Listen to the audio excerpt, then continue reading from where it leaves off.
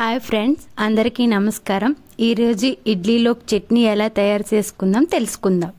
ముందుగా ప్యాన్ పొయ్యి మీద పెట్టుకొని 2 టేబుల్ స్పూన్ ఆయిల్ వేసుకొని జీలకర్ర, ఎండుమిర్చి, కరివేపాకు, ఉల్లిపాయల్ని వేసుకొని బాగా వేగించాలి.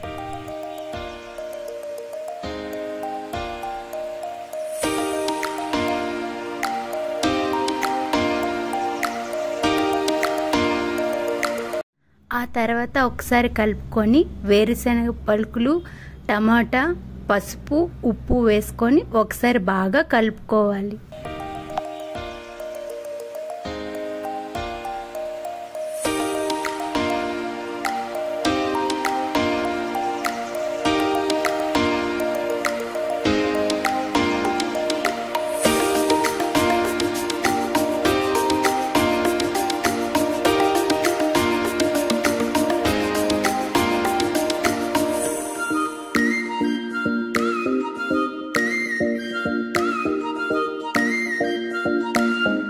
తర్వాత ఒకసారి బాగా కలుపుకొని పక్కకు తీసుకొని మిక్సీ జార్లో వేసుకొని తర్వాత చింతపండుని వేసుకోవాలి.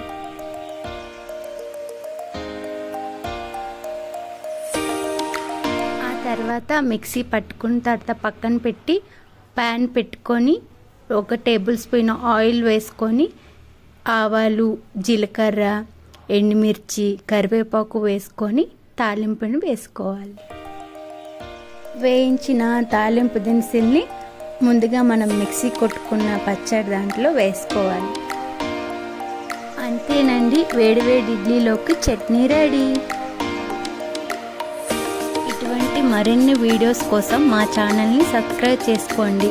Thank you for watching. Have a nice day.